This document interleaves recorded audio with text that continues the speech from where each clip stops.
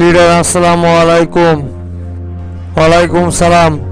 তোফায়েল আইসো, বসো তোফায়েল। তোফায়েল, কি খবর তোমার?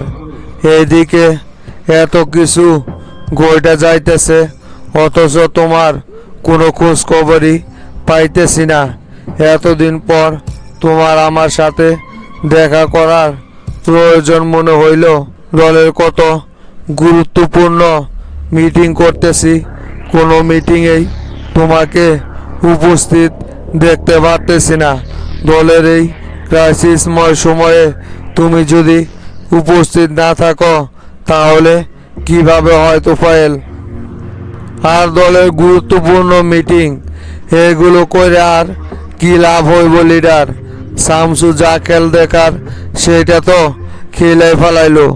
অনেকবার আপনারে বলছিলাম আমি লিডার যে শামসু কিন্তু যে কোনো সময় আমাদের বিরুদ্ধে গিয়ে দাঁড়িয়ে পড়বে, কিন্তু আপনি কোনোবারই আমার কথা গুরুত্ব সহকারে নিলেন না। এখন তো দেখতে পারলেন আমার কথাই শেষ পর্যন্ত ঠিক হইল। আমি জানতাম শামসু এই ধরনের পদক্ষেপই নিবে, সেই জন্যই আমি বারবার আপনাদেরকে নিষেধ করছিলাম, কিন্তু আপনারা আমার কোনো কথারই সেই সময় গুরুত্ব দেন নাই। এখন তো এরকম পরিস্থিতি মোকাবেলা করতে হইব। সামনে আরো কত কিছু ঘটে দেখেন। এইখানে আর আমার কি করার আছে? শামসু এইখানে যেটা করার সেইটা তো আইন মোতাবেকই কইরা গেছে, আর তোমরাই শামসুরে এই কাজগুলো করার জন্য সুযোগ কইরা দিছ। তোমরা যদি শামসুর সাথে বাড়াবাড়ি কইরা না চলাফেরা করতা তাহলে কি শামসু আজকে জনতা পার্টি ছেড়ে গিয়ে নতুন দল গঠন করতো? কখনোই। শুধুমাত্র তোমাদের বলদামির কারণেই আজকে এই পরিস্থিতি তৈরি হয়েছে তোফায়েল। তোমরাই শামসুরে রাস্তা দেখিয়ে দিয়েছ। তোমার ছেলের নামে, তোমার নামে এত কেলেঙ্কারি আসলে তো পরিস্থিতি অন্যদিকে যাইব। দলের গুরুত্বপূর্ণ একটা পদে থাইকাও তোমরা দলের জন্য কোনো কিছু না কইরা ব্যক্তিগত স্বার্থই দেখছ। হ্যাঁ, এখন তো সব দোষ আমার গাড়ি দিবেন আপনি। এইদিকে যে শামসু স্বরাষ্ট্রমন্ত্রী সেলিমকে ব্যবহার কইরা আমার উপর এই সমস্ত মিথ্যা অভিযোগগুলো উঠায়া জনগণের সামনে আমাদেরকে নেগেটিভ বানিয়ে তলে তলে ওই ঠিকই নতুন দলটা গঠন করে ফেলাইলো। আমাদের ভিতরে যদি কোনো বেঈমান থাইকা থাকে সেটা হচ্ছে শুধুমাত্র সেলিম।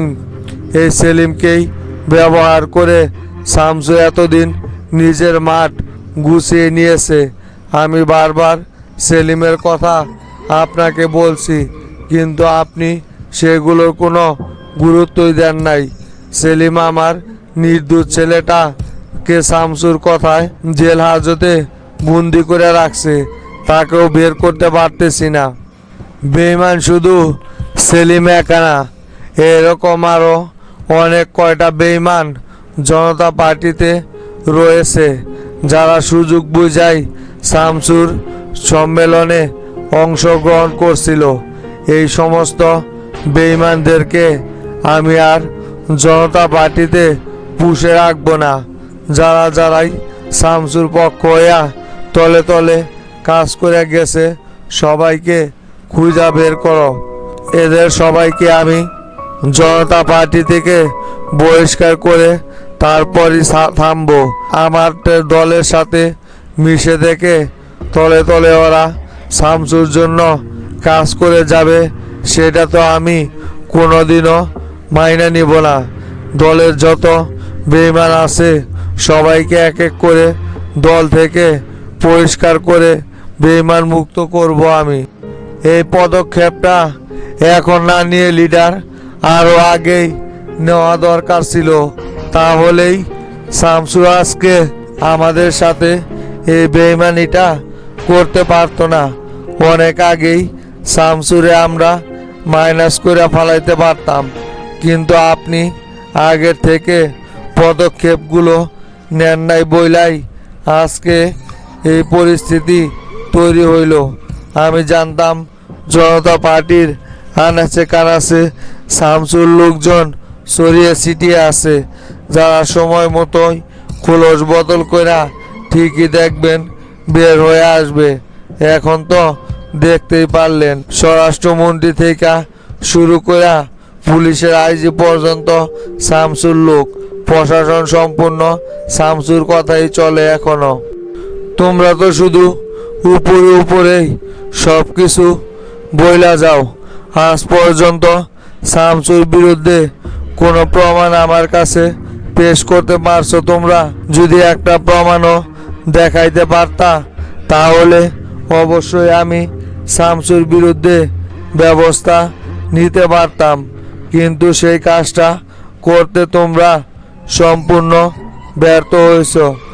অথবা আমি যদি ভালো করে পর্যবেক্ষণ করে দেখতাম তাহলে তোমাদেরই এইখানে সবচাইতে বেশি দোষ খুঁজে পাওয়া যাইতো। তাহলে আমি কিভাবে শামসুর বিরুদ্ধে ব্যবস্থা নিব? প্রশাসন থেকে শুরু করে যত জায়গায় শামসুর লোকজন আছে এদের প্রত্যেককেই ধরে ধরে বের করে নিয়ে আসা হবে। হ্যাঁ, সেটা আগে করতে হইব লিডার, যাতে করে শামসু প্রশাসনিক কোনো সাহায্য না পায়। আর ওই যে যে জায়গায় এখন সম্মেলন ডাকুক না কেন, প্রত্যেকটা জায়গায় আমাদের প্রশাসনের মাধ্যমেই ওই রাস্তাগুলো ক্লিয়ার করতে হইব।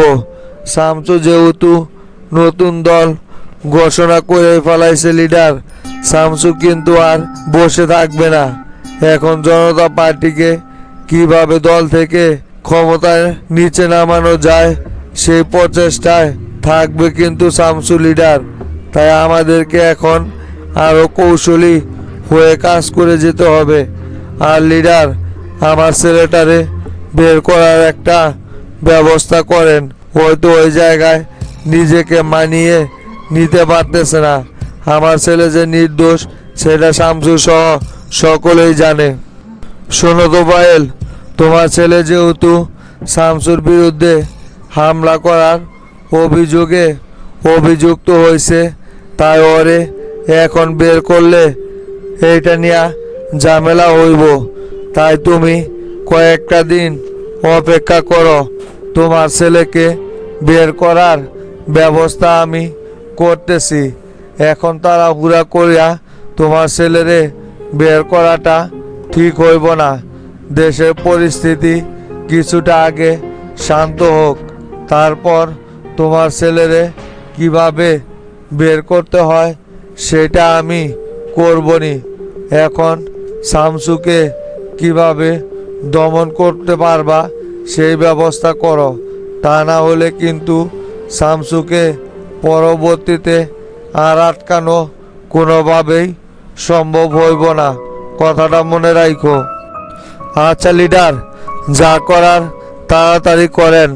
আমার ছেলে কিন্তু ওই জায়গায় পরিবেশের সাথে নিজেকে মানিয়ে নিতে পারতেছে না, তাই অতি তাড়াতাড়ি ওরে ওইখান থেকে বের করার একটা ব্যবস্থা করেন।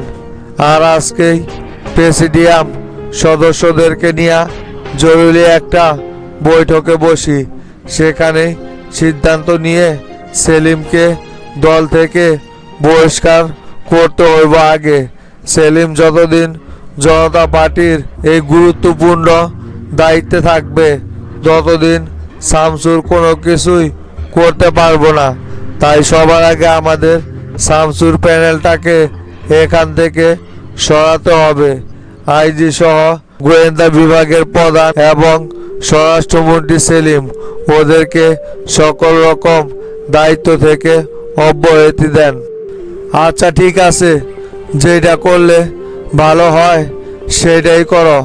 তাহলে প্রচার সম্পাদককে বইলা দাও আজকে বিকেলে যেন আমার বাসভবনে সেলিম সারা আর সকলকেই মিটিংয়ে উপস্থিত থাকতে বলে।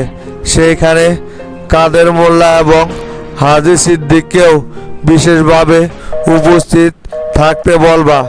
এখন আর কারোর সাথে কোনো রকমের কোন্দল পাকানো যাইব না। সবার সাথে মিলামিশাই আমাদেরকে শামসুকে প্রতিহত করতে হইব। বুঝতে পারলা? মোল্লা ভাই, প্রধান সম্পাদক আপনারে কি ফোন টোন দিছিল নাকি? আমারে তো ফোন দিয়ে আজকে বিকেলে দলের নাকি গুরুত্বপূর্ণ একটা মিটিং বসাইছে লিডার, সবাইরেই সেই জায়গায় উপস্থিত থাকার নির্দেশ দিছে। তা আপনারেও কি ফোন কইরা এই ধরনের কোনো নির্দেশনা দিছে নাকি ভাই? হ হাজি, আমারও তো কিছুক্ষণ আগে প্রধান সম্পাদক ফোনে জানাইলো যে লিডার আমাদেরকে বৈঠকে উপস্থিত থাকতে বলছে বিকেল 5টার ভিতরে। মনে হয় দলের কোনো গুরুত্বপূর্ণ বিষয়ে সিদ্ধান্ত নিব, সেই জন্যই হয়তো আমাদের সকলকেই বৈঠকে ডাকছে। যাই, একটা জিনিস ভালো হয়েছে যে লিডার অবশেষে তোমার দিকেও তাকাইছে। তোমারও যেহেতু বৈঠকে উপস্থিত থাকতে বলছে, তাহলে অবশ্যই তোমার জন্য সামনে ভালো কিছু অপেক্ষা করতেছে আজই। এখন আর আমাদেরকে না ডাইকা ওনার কোনো উপায় আছে নাকি?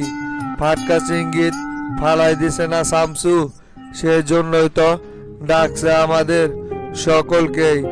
শামসু, নতুন দল গঠন করা মানে কি মনে করলেন আপনি? শামসু আটঘাট বাইন্দাই মাঠে নামছে। প্রেসিডেন্টের মাথায় এখন চিন্তার বাস পইরা গেছে। মোল্লা ভাই, এই সুযোগেই আমাদেরকে প্রেসিডেন্টকে আরো বিভ্রান্তিতে ফালাইতে হইব। আর সেক্রেটারি নির্বাচন নিয়ে আর কি সেই দিন প্রেসিডেন্টের সাথে কোনো বিষয়ে কথা টথা বলছিলেন নাকি? হ হাজি, সেই দিন এই বিষয়েও আলোচনা তুলছিলাম। লিডার বলছে খুব শীঘ্রই সেক্রেটারি নির্বাচনও কইরা ফেলাইব। এখন আর দলের সাংগঠনিকভাবে কোনো দিক দিয়াই পিছিয়ে রাখতে চাইছে না লিডার। সব দিক দিয়াই এখন সব কিছু একেবারে ক্লিয়ার কাট কইরা রাখবো। মনে হয় আজকেই সেই বিষয়ে কোনো আলোচনা তুলতেও পারে। দেখা যাক, সেইখানে আগে যাই, তারপর এই সব বিষয়ে আলোচনা করবনি। ভাই, এখন কিন্তু আপনার সেক্রেটারি হওয়ার অনেক বড় একটা সুযোগ আছে। তুফাইলের নামে নানা রকম কেলেঙ্কারিতে একেবারে জর্জরিত হয়ে আছে। তাই এই সুযোগে আমাদেরকে কিন্তু কাজে লাগাতে হইব। তুফাইলের বিরুদ্ধে যে যে অভিযোগ তুলছে শামসু, এইগুলো নিয়ে যদি আমরা বিরোধিতা করি, তাহলে তুফাইলের ব্যাপারে কেউকে কিন্তু সাধারণ সম্পাদক বানাইবে না লিডার। এ ব্যাপারে নিশ্চিত থাকেন।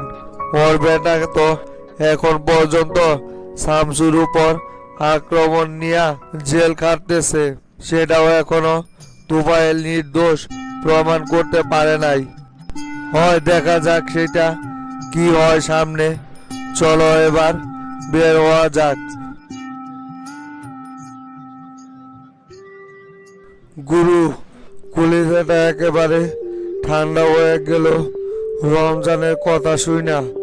কি একটা টেনশনের ভিতরে ছিলাম যে রমজানকে বাঁচাইতে পারি কিনা। শেষ পর্যন্ত আল্লাহর রহমতে রমজান কিন্তু ঠিকই আবার আমাদের মাঝে সুস্থ হয়ে ফিরল।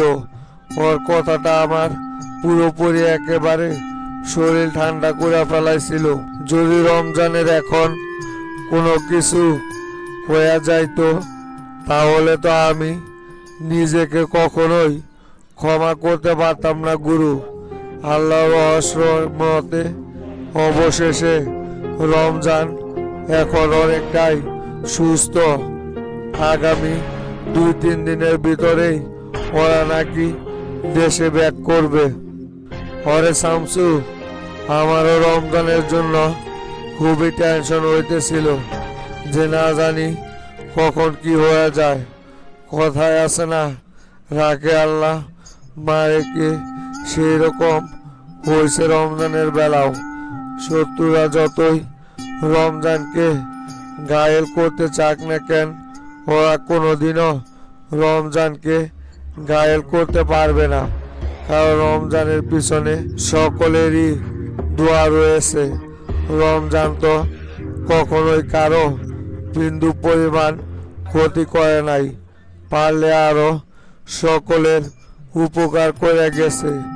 এখনকার সময় রমজানের মতো এইরকম ভালো চ্যাংরা কিন্তু তুই কোথাও খুঁজে পাবি না। রমজান আসলেই অনেক বড় একটা রত্ন। তা ওরা কবে দেশে ব্যাক করবে? খুব জোর হইলে আর 3 দিনের ভিতরে ওরা দেশে ব্যাক করবে। রবিবার অথবা সোমবারের ভিতরেই দেশে আসার কথা আছে, এর ভিতরেই চলে আসবে। এখন রমজান পুরোপুরি সুস্থতা বোধ করতেছে। এই 2-3 দিন ডাক্তার কিছুটা অবজারভেশনে রাখা, তারপর ওদেরকে ওইখান থেকে রিলিজ করবে। আমার গুরু এখন ওটা রাখবো, খায়রুল বাসার ভাইয়ের সাথে বসতে হইব। আগামীকালকে থেকেই আমরা আমাদের সফর কার্যক্রম শুরু করে দিব। এখন আর দেরি কইরা সময় নষ্ট করার কোনো প্রয়োজনই নাই। গুরুত্বপূর্ণ বিভাগীয় শহরগুলো আমাদেরকে আগে নিয়ন্ত্রণে নিতে হইব, তারপর ঢাকামুখী আন্দোলন শুরু করব। হয় এখন এইটাই করতে হইব তোদেরকে। সারা দেশে সফর কর, ঢাকার আক্রমণ করে যে কোনোভাবেই ঢাকা তোদেরকে নিয়ন্ত্রণে একবার যদি নিয়ে ফেলাইতে পারস, তাহলে এই সরকারের গদি নাড়ানো তোদের কাছে কোনো ব্যাপারই না। শুধু একবার এই ঢাকা তোরা দখল করে দেখ। আর ঢাকা দখল করতে হলে অবশ্যই তোদেরকে বাইরে থেকে লোকজন নিয়ে আসা ঢুকাইতে হইব। সেই জন্য আগে দেশের বিভিন্ন জায়গায় তোদেরকে নিজেদের শক্ত ঘাঁটি তৈরি করতে হইব। তারপরেই সেইখান থেকে লোকজন নিয়ে তোরা ঢাকাতে প্রবেশ করতে পারবি। আমার সময় হইলে তো আমিও তোদের সাথে বের হইতাম। সেই জন্যই তো সকলে মিলে আগে ঢাকার বাইরে প্রোগ্রাম করার প্ল্যান করতেছি। প্রত্যেকটা জেলা পর্যায়ে আগে কমিটিগুলো শক্তভাবে দেওয়া লাগবে, তারপর অন্য অন্য জায়গাগুলোতেও সেমভাবে আমাদের কার্যক্রম চালিয়ে যেতে হবে। কমিটিগুলো আগে শক্তভাবে দিয়ে সারি, তারপরই একেবারে চূড়ান্ত আন্দোলনের জন্য সকল নেতা কর্মীদেরকে ঢাকাতে ডাকবো। তখন দেখি জনতা পার্টি তাদের চেয়ার কিভাবে ধরে রাখে, সেটাও আমার দেখার আছে গুরু। অনেক ওদের অত্যাচার দেশের জনগণ সহ্য করছে, এবার আর তা হবে না। তাইলে শামসু, তুই এখন বের হ, আমারও গাজীপুরের ফ্যাক্টরিতে যাইতে হইব। আজকে আবার সেইখানে জাপানি বায়ারদের আসার কথা আছে। ওদের সাথে মালের বিষয় নিয়ে অনেক আলোচনা করার আছে। যেহেতু মালিক নাই, তাই আমাকেই সব কিছু এখন পরিচালনা করতে হইতেছে।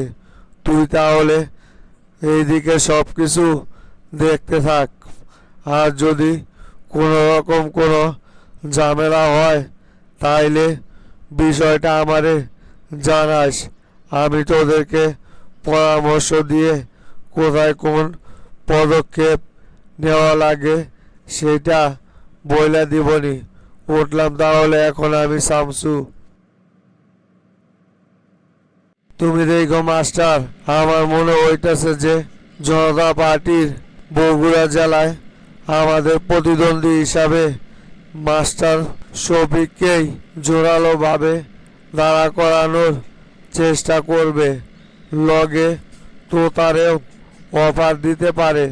তাছাড়া আমি সেই রকম আর শক্তভুক্ত কোনো ক্যান্ডিডেট তো দেখতেছি না।